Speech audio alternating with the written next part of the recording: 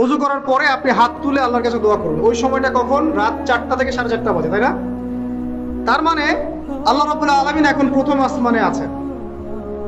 কিভাবে আল্লাহ পাক আছেন সেটা আল্লাহর উপর ছেড়ে দেন, আমাদের এটা নিয়ে ব্যাখ্যা করার দরকার নাই, চিন্তাও করার দরকার নেই। আল্লাহ পাক বলেছেন আমি নেমে আসি, বাস নেমে আসি। এত বেশি বুদ্ধিজীবী হওয়ার দরকার নেই। খুব বেশি বুদ্ধিজীবী হয়ে গেলে আবার মানুষ খেয়ে হারিয়ে ফেলে। অত দরকার নাই, শুনেছি মেরেছি, বাস যথেষ্ট। আল্লাহ পাক নেমে আসেন, কি বলেন? আল্লাহ বলেন যে কেউ কি আছো আমার কাছে কিছু চাইবে, আমি দিব। কেউ কি আছো যে আমাকে ডাকবে, আমি তোমার ডাকে সাড়া দেবো। কেউ কি আছো আমার কাছে কোনো কিছু দোয়া করবে, হ্যাঁ হাজত আছে, আমি পূরণ করে দেবো। এভাবে আল্লাহ পাক ফজর পর্যন্ত বলতেই থাকেন, বলতেই থাকেন, বলতেই থাকেন। বলেন তো আমাদের কোনো ফিকির আছে? আমরা সবাই ঘুমাই কয়টায়? হয় 1টায়, না 2টায়, না 3টায় ম্যাক্সিমাম এখনকার। আমি যে বিষয়টা নিয়ে কথা বলছি এটা খুবই কঠিন। 9টা থেকে 10টার মধ্যে বা 11টার মধ্যে ঘুমাতে হবে, এটা খুবই কঠিন বিষয় এখনকার জেনারেশনের কাছে।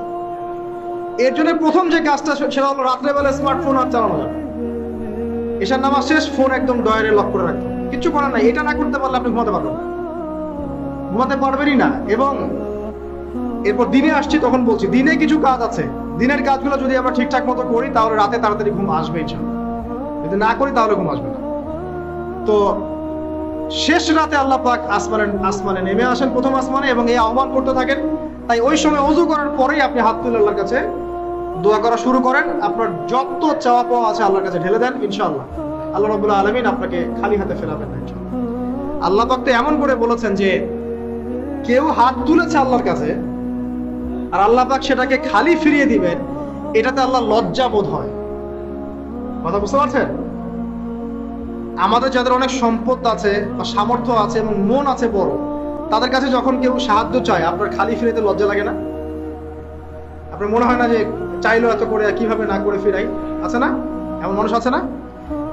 আসলে দান সৎকা করার জন্য সম্পদ লাগে না, দান সৎকা করার জন্য মন লাগে। কি লাগে? মন লাগে। দেখবেন অনেক কোটি আল্লাহ আছে মানুষ দান সৎকা করতে পারে না, জাকাতই তো দেয় না, দান সৎকা করবে কি? বাংলাদেশে যত কোটিপতি গুলো আছে সবার থেকে জাকাত নেওয়া শুরু করলে এদেশে কোনো দারিদ্রতা বলে কিছু থাকবে না ইনশাআল্লাহ, থাকবেই না। এটাই বাস্তব। কে উদ্ধার করবে সেই টাকা? ইমাম মাহাদি আসলে করবেন ইনশাআল্লাহ, ঈসা ইবনে মারিয়াম আসলে করবেন ইনশাআল্লাহ। তখন কে জাকাত না দিয়ে পার পায় তাই দেখা যাবে। একটা ব্যক্তি পাওয়া যাবে না জাকাত না দিয়ে পার পায়।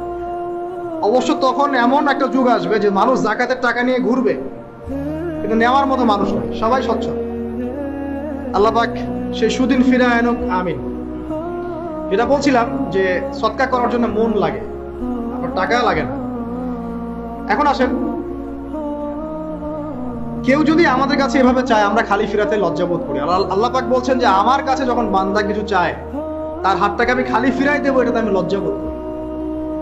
দোয়া করলে কয়েকটা বিষয়ের একটা হবেই, হয় আপনি সাথে সাথে সেটা পাবেন, না হলে একটু দেরিতে পাবেন, না হলে আল্লাহ পাক সেটা জমা করে রাখবেন পরকালের জন্য। পরকালে যখন আপনি দাঁড়াবেন আল্লাহর সামনে, আল্লাহ বলবেন দুনিয়াতে তুমি এই এই বিষয়গুলো চেয়েছিলে, আমি দুনিয়াতে দেই নাই, পরকালে তোমার জন্য সঞ্চিত রেখেছি, এখন না। তখন মানুষ কি বলবো জানেন? আমরা বলবো যে আল্লাহ দুনিয়াতে কিছুই যদি না পাইতাম, আজকেই সব দিত তাহলেই হতো। তো বেশি বেশি দোয়া করার অভ্যাস তৈরি করেন, বেশি বেশি দোয়া করেন। দোয়াই ইবাদত, আর দোয়া হলো ইবাদত, দোয়াই ইবাদত। দোয়া করতে থাকেন, ইনশাআল্লাহ দেখবেন আল্লাহর সাথে আপনার সম্পর্ক গাঢ় হবে। যার সাথে আল্লাহর সম্পর্ক যত বেশি গাঢ় হবে, ইনশাআল্লাহ সে তত বেশি পরকালের বাসিন্দা হবে, দুনিয়ার বাসিন্দা কম হবে। আল্লাহ পাকের নূর এবং মারিফত সে অর্জন করতে পারবে ইনশাআল্লাহ তাআলা। এবারে আমরা কি করব? এবার মিনিমাম 2 রাকাত নামাজ পড়ার চেষ্টা করুন। রাতের সালাত 2 রাকাত করে আপনি 2, 4, 6, 8, 10, 12, 20 পড়তেই থাকতে পারেন, কোনো সমস্যা নেই।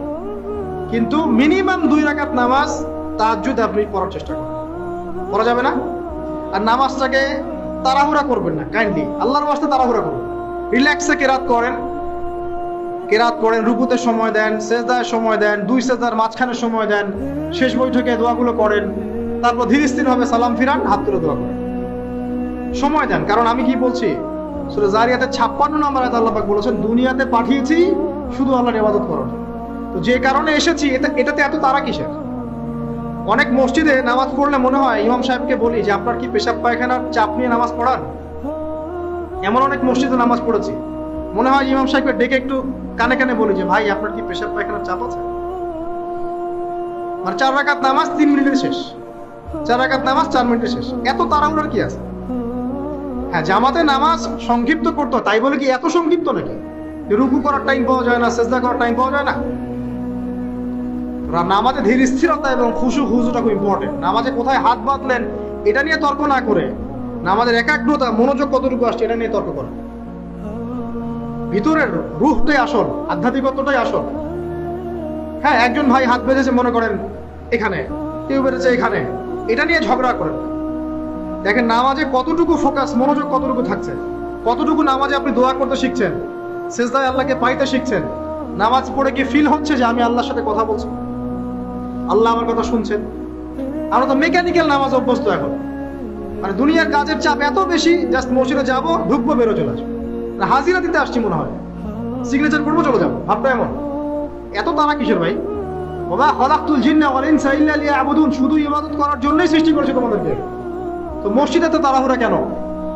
রিল্যাক্স থাকেন, মসজিদে রিল্যাক্সে নামাজ পড়েন, সময় নেন। ফজরের নামাজ পড়ার আগে আপনি বাসার থেকে 2 রাকাত সুন্নত পড়ে আসতে পারেন, এটা আরেকটা ভালো আমল। কারণ নবী সাল্লাল্লাহু আলাইহি ওয়াসাল্লাম সুন্নত নামাজগুলো কি করতেন? বাসায় পড়তেন। এতে বাসার মধ্যে বরকত হবে, শয়তান দূর হয়ে যাবে।